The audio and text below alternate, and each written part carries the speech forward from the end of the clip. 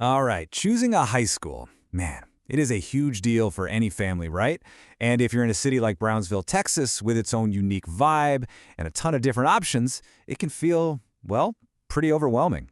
So today, we're going to break down a really detailed guide that hopefully makes that choice just a little bit clearer. So, what really makes a high school the best? I mean, that's the million-dollar question, isn't it? Is it all about test scores? Or maybe it's the special programs they offer? A sense of community? We're going to explore all of this by digging into a ranking that was actually published by Alpha School, which is one of the private high schools in the area. And this is a pretty interesting case because they've ranked themselves right there in their own list.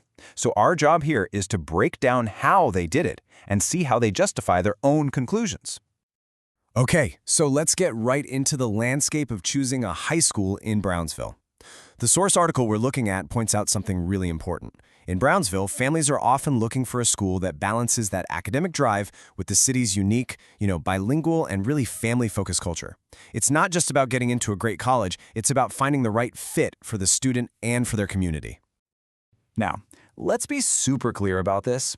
All the information we're talking about today, it comes from this one article published by Alpha School. So our goal here isn't to say, yep, this ranking is the one. Not at all.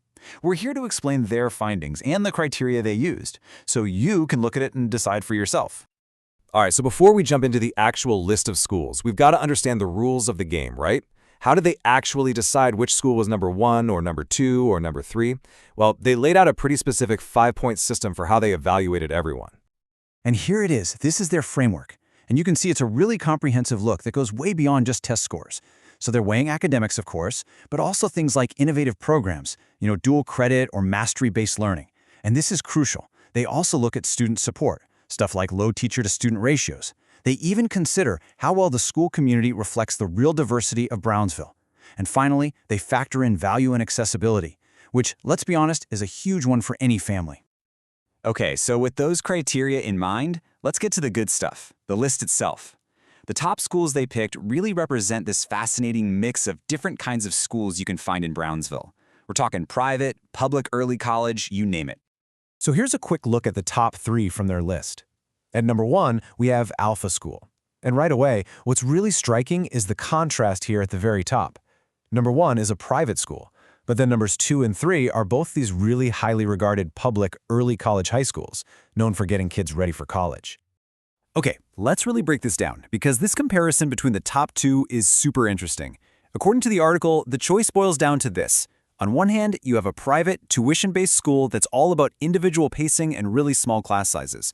On the other hand, you get a top-ranked, tuition-free public school where students can literally earn an associate's degree, but they have to get through a competitive admissions process. So right off the bat, the article sets up this fundamental choice. Do you go for the personalized but costly path or the high-achieving, free public path that demands a student really thrives in a competitive setting?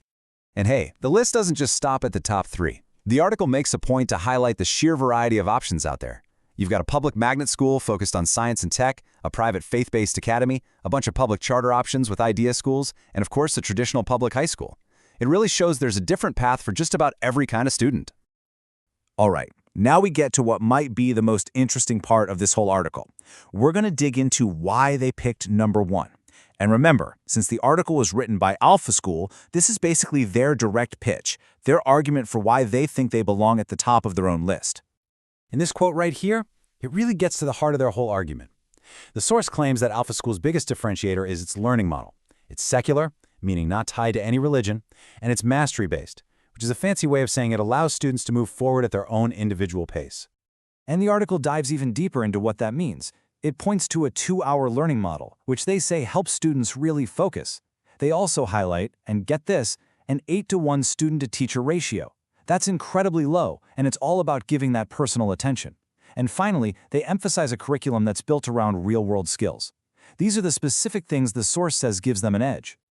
Okay, so we've seen the rankings, we've heard the reasoning, but what does all of this actually mean for you? Well, the last part of the article gives some really practical takeaways. It's set up like an FAQ, and honestly, it's super helpful for any family just starting this whole process. And this is a big one, maybe the biggest for a lot of families. With the cost of college always looming, can you actually get a head start on a degree for free while you're still in high school in Brownsville? The answer? According to this guide, is a resounding yes. It points out that public schools like Brownsville Early College High School and some of the others on the list offer these really strong dual credit programs. We're talking about students earning serious college credit, sometimes even a whole associate's degree, and it's completely tuition-free. Okay, next up, another really practical question. How important is your application timeline? I mean, does it really matter when you start looking and applying, or can you kind of wait until the last minute? And the article's advice on this is crystal clear. Timing is everything. It makes a big point that while the traditional public schools usually enroll in the spring, a lot of the private and charter schools on their list can fill up months before that. So the bottom line is, if you want to keep all your options open, planning ahead is pretty much non-negotiable. And that really brings us right back to where we started.